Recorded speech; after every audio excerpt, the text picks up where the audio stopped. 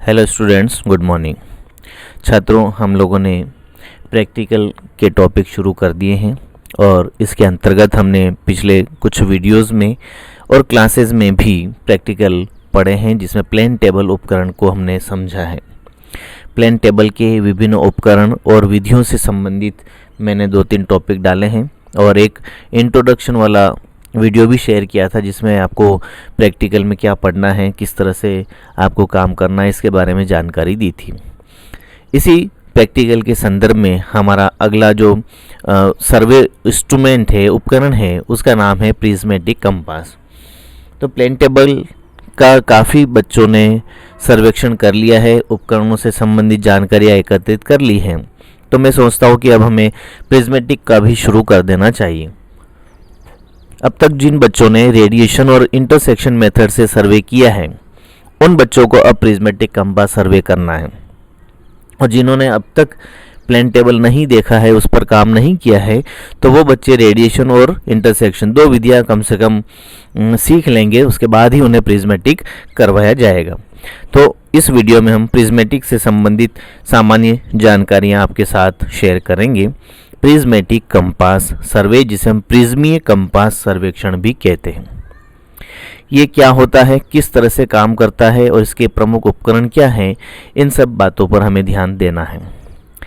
Introduction हम पहले देख लेते हैं इसका।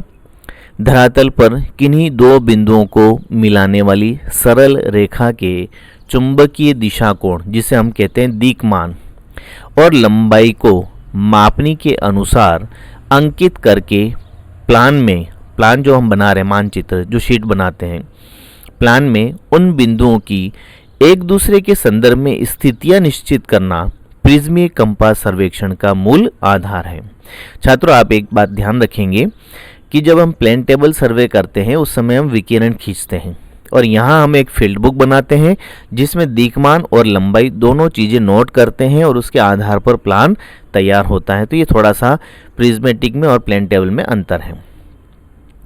इस सर्वेक्षण का जो मूल आधार है वो आपको बता दिया, इन बिंदुओं की एक दूसरे के संदर्भ में स्थितियां निर्धारित करना। इस सर्वेक्षण में 2 बिंदुओं के मध्य की दूरी को जरीब या फीते से मापा जाता है और उन्हें मिलाने वाली सरल रेखा के चुंबकीय दिक्मान को कंपास की सहायता से ज्ञात करते हैं। ये हम फील्ड में करेंगे, अभी केवल आप एक बार समझ लीजिए इसको क्या है। किसी सरल रेखा के चुंबकीय दिक्मान से हमारा तात्पर्य चुंबकीय उत्तर से, कौन सा चुंबक, चुंबकीय उत्तर से उस रेखा तक घड़ी की सुई की दिशा में मापे गए कोण से है। प्रिज्मीय कंपास के द्वारा किसी क्षेत्र का सर्वे करने के लिए सामान्यतः चंक्रमण या माला रेखा विधि का प्रयोग करते हैं और माला रेखा के इधर उधर स्थित क्षेत्र के अन्य विवरणों को विकिरण या प्रतिच्छेदन विधि के अनुसार प्लान में अंकित किया जाता है।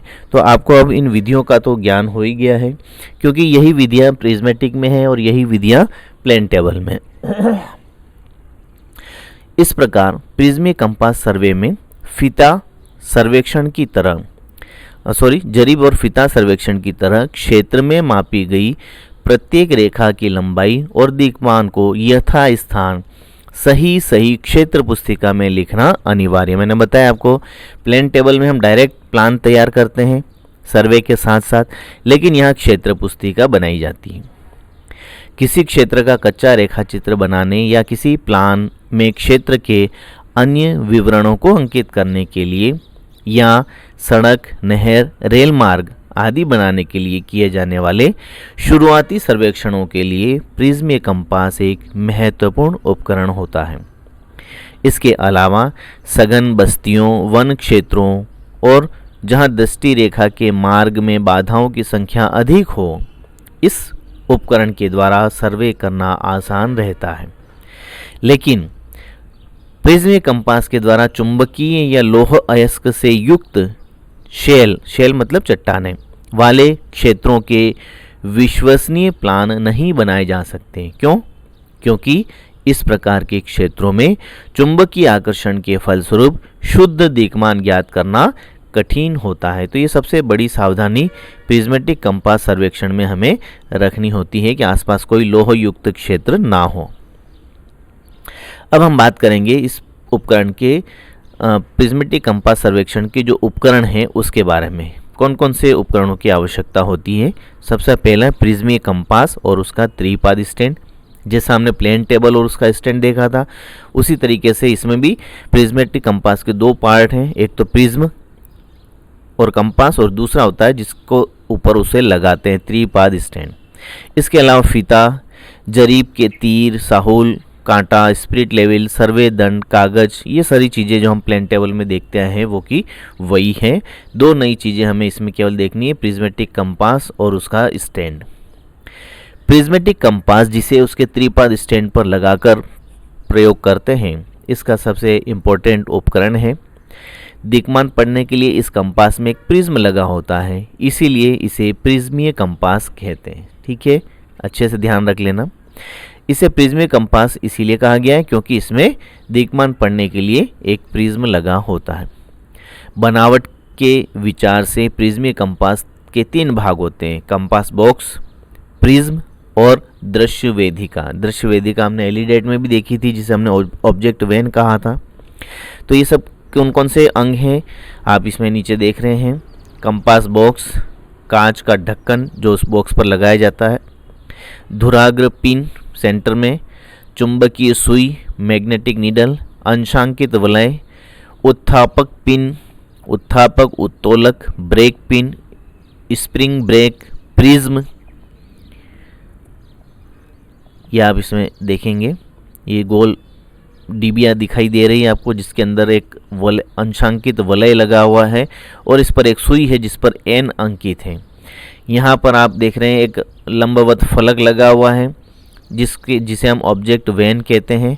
एक तरफ छोटे छोटे दो कांच नज़र आ रहे हैं जो आपको धूप से बचाने के लिए लगाए जाते हैं, और इसी कांच के एक तरफ आप देखेंगे प्रिज्म लिखा हुआ है। तो यहाँ से हम अवलोकन करते हैं, दृश्यों को देखते हैं, जिसे हम आई होल कहते हैं। ये एक डिबिया जो कंपास बॉक्स कहलाती है। इधर इस फलक के जो लंबवत फलक है उसके नीचे एक ब्रेक पिन है जिसे दबाने से अंशांकित वलय हिलना डुलना बंद कर देता है। तो इस तरह से ये आप अच्छे से इसको देख लें। पिवट पिन, धुराग्र पिन बिल्कुल सेंटर में दिखाई दे रही है और इसी के बीच वाले भाग को हम एजेड कैप के नाम से जानते हैं। इसको आप अच्छे से अवलोकन करेंगे। इसके अलावा अवलोकन छिद्र अभी बताया मैंने, रंगीन धूप के जो कांच हैं, प्रिज्म का फोक्सन पेच, हिंग, प्रिज्म का ढक्कन और दृश्य वेदिका, ये सारी चीज़ें हैं। हालांकि हम इसको प्रैक्टिकली करेंगे तो मैं आपको उसको बता दूंगा कैसे क्या है सारी चीज़ें। कंपास का जो बॉक्स है वो एल्यूमिनियम या पीतल की गोल डिबिया के समान होता है और इस पर सादे कांच का एक ढक्कन लगा रहता है जो स्थायी होता है। इसका व्यास 6 से 15 सेमी होता है। बॉक्स के केंद्र में कठोर इस्पात से निर्मित धूम्र पिन की नोक पर चुंबकीय सुई, धुराग्र पिन है वो, चुंबकीय सुई और उससे जुड़ा अंशांकित वलय संतुलन अवस्था में टिका रहता है। अब इस पर आप थोड़ा सा ध्यान देंगे, इनमें कई छोटी छोटी बातें आएंगी जिसको आपको समझना है। इस वलय के व्यास की लंबाई के आधार पर किसी कंपास के आकार को पुकारा जाता है। अर्थात व्यास अगर 10 सेमी लंबा है तो इस कंपास का नाम होगा 10 सेमी कंपास। ठीक है। सुई के जो चुंबकीय सुई होती है उस सुई के एक सिरे पर अंग्रेजी में एन अक्षर लिखा होता है जिससे चुंबकीय उत्तर दिशा का बोध होता है और सुई का दूसरा सिरा दक्षिणी दिशा बताता है। अब जो अंशांकित वलय जिस पर डिग्री में मान लिखे हुए हैं, इस पर सुई के दक्षिणी सिरे पर कितना मान लिखा हुआ है? 0 अंश। बहुत इंपॉर्टेंट बात है, आपको ध्यान रखना है, परीक्षा में पूछा भी जाता है। अंशांकित वलय पर सुई के दक्षिणी सिरे से घड़ी की सुई की दिशा में अंशों अर्थात डिग्री और आधे अंशों के चिन्ह अंकित होते हैं। तो इस वलय पर 0, 90, 180 और 270 के चिन्ह क्रमशः दक्षिण 0 डिग्री अर्थात दक्षिण, 90 डिग्री पश्चिम, 180 डिग्री उत्तर और 270 डिग्री पूर्व दिशाओं को प्रकट करते हैं। इस प्रकार वलय पर अंकित किसी चिन्ह के अंशों में मान को उल्टे अंकों में लिखा जाता है। उल्टे अंकों में इसलिए लिखते हैं क्योंकि जब उसे प्रिज्म में पढ़ते हैं तो वो सीधा उसको पढ़ के दर्शाता है। वलय पर अंकित किसी चिन्ह के अंशों में मान को उल्टे अंकों में लिखा जाता है जिससे प्रिज्म में उसे सीधा पढ़ा जा सके। किसी स्टेशन पर दिक्मान पड़ने से पूर्व ब्रेक पिन या नॉब, मैंने बताया था आपको चित्र में, को दबाकर वलय के दोलन अर्थात उसके हिलने डुलने की गति जो है उसको कम कर देते हैं, जिससे वलय अतिशीघ्र स्थिर हो जाता है। नॉब को दबाने से कंपास बॉक्स के भीतर लगा स्प्रिंग ब्रेक वलय से सटकर उसे स्थिर कर देता है, जो अंशांकित वलय है उसे रोक देता है। इसकी गति को कम करने के लिए नॉब को पूरा दबाने के पश्चात धीरे से ढीला छोड़ना चाहिए। प्रिज्मीय कंपास को बंद करने के लिए या उसे एक से दूसरे स्थान पर ले जाते समय दृश्य वेदिका को मोड़कर कांच के ढक्कन पर क्षैतिज बिछा देते हैं। ठीक है, मैं आपको बताऊंगा करके कैसे होता है ये। जो आपका ऑब्जेक्ट वेन थी जो लंबवत खड़ी है उसे हम क्या करते हैं, उस कांच के ढक्कन पर लेटा देते हैं। और ऐसा करना इसलिए जरूरी है क्योंकि इससे उत्थापक पिन दब जाता है, जिसका संबंध धुराग्र पिन से होता है। और इस पिन के दबने पर चुंबकीय सुई धुराग्र पिन की नोक से ऊपर उठकर कांच के ढक्कन की आंतरिक सतह से सट जाती है और धुराग्र पिन की नोक अनावश्यक रूप से खराब नहीं हो पाती है। मैंने आपको प्लेन टेबल सर्वेक्षण के समय टफ कंपास में भी ये सावधानी रखने की बात की थी कि जब चुंबकीय सुई बिल्कुल सेंटर में आ जाए तब हम उसे नॉब या ब्रेक पिन दबा करके बंद कर देते हैं। ये आप देखेंगे अंशांकित वलय, आप देखेंगे नॉर्थ 180 डिग्री। ठीक है, नॉर्थ पर कितना मान लिखा हुआ है 180, ये आपका एन का अंक है। ये धुराग्र पिन है, इसे हम एजेड कहते हैं या सेंटर वाले पार्ट को।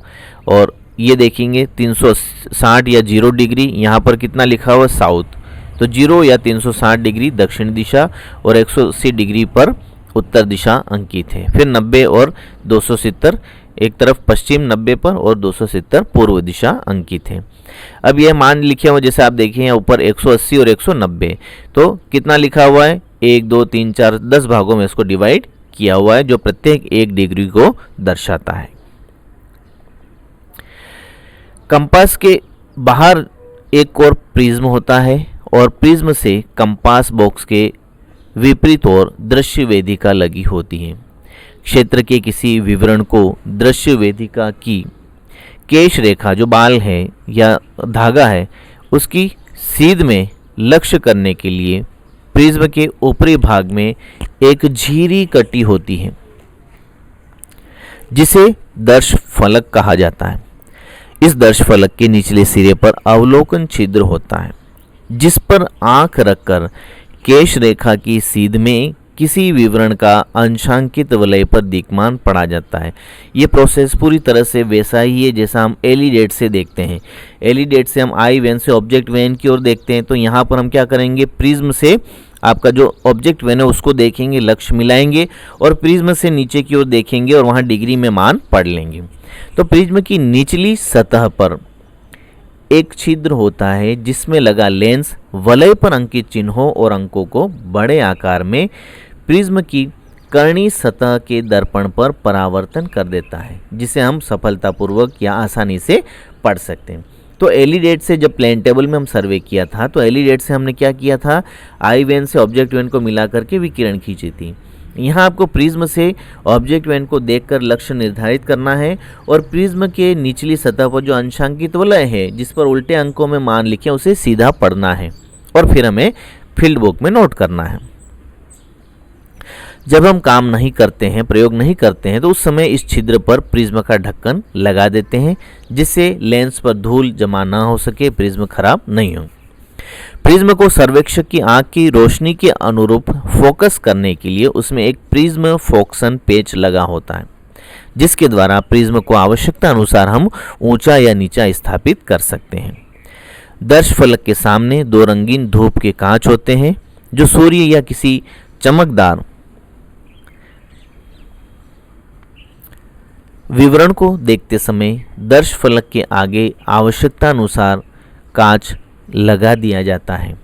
कंपास के निकट कभी कभी कोई विवरण इतनी ऊंचाई या नीचाई पर होता है कि उसे सीधा नहीं देखा जा सकता और ऐसी स्थिति में इन प्रतिबिंबों को समंजनीय दर्पण में देखते हुए सीध मिलाते हैं ऊंचे विवरणों को देखने के लिए दर्पण को दृश्य वेदिका पर सीधा, ध्यान रखें जो ऊंचाई वाला भाग है अगर उसे देखना है तो दर्पण को कहाँ रखेंगे, दृश्य वेदिका पर सीधा, और नीचे विवरणों के लिए उल्टा लगाया जाता है। ठीक है, हमने एलिडेट में भी देखा था इस तरह की चीज़ें जिसमें नीचे वाले छिद्र से ऊंचा और ऊंचे वाले से नीचे पार्ट को देखते हैं। तो ये मुख्य पार्ट था हमारा जिसे हम प्रिज्मीय कंपास कहते हैं। अब इसे किस पर लगाकर हम सर्वे करते हैं, रीडिंग पढ़ते हैं, वो है त्रिपाद स्टैंड। प्रिज्मीय कंपास को इस पर कसकर प्रयोग करते हैं। इसकी टांगें सागवान की बनी होती हैं और ऊपरी सिरे पेंच के द्वारा त्रिपाद के शीर्ष से जुड़े होते हैं। प्रिज्मीय कंपास को त्रिपाद पर लगाने हेतु त्रिपाद शीर्ष के ऊपर की ओर घूमने वाली घिरारीदार खोल की छड़ को कंपास बॉक्स के नीचे बने चूड़ीदार छिद्र में कस देते हैं। जिन्होंने प्लेन टेबल कसा है वो अच्छे से इसको समझते हैं। इसे जब हम टाइट करते हैं तो उस समय कंपास को बाएं हाथ से पकड़कर स्थिर रखते हैं और दाएं से खोल के घिरारीदार पेच को घुमाना चाहिए। जब मैं प्रैक्टिकली बताऊंगा आपको। समूचे कंपास को घुमाकर कसने में कंपास के हाथ से छूटकर गिर जाने का भय रहता है, इसलिए उसको एक हाथ से पकड़ के रखना है और दूसरे हाथ से घुमाना है। त्रिपाद के शीर्ष में कंदुक खली का सॉकेट जॉइंट होने के फलस्वरूप त्रिपाद की टांगों को बिना हिलाए कंपास को समतल स्थापित किया जा सकता है। बहुत इंपॉर्टेंट बात है। एक बार आप लगभग लेवल की स्थिति में कंपास के स्टैंड को स्थापित कर दें तो प्लेन टेबल की तरह टांगों को हिलाने की आवश्यकता नहीं है। आप प्रिज्म को ही हिलाकर, कंपास बॉक्स को ही हिलाकर समतल कर सकते हैं और लेवल यंत्र से उसकी जांच कर सकते हैं। तो ये था हमारा प्रिज्मेटिक कंपास और उसके अंतर्गत कौन कौन से पार्ट हैं और इसका त्रिपाद स्टैंड। तो छात्रों इस टॉपिक को अब मैं यहाँ समाप्त कर रहा हूँ और अगले वीडियो में हम इस कंपास के द्वारा जो दिशा कोण पढ़ते हैं, दिक्मान पढ़ते हैं, उसके बारे में आपको जानकारी दूंगा। तब तक के लिए थैंक यू वेरी मच, धन्यवाद।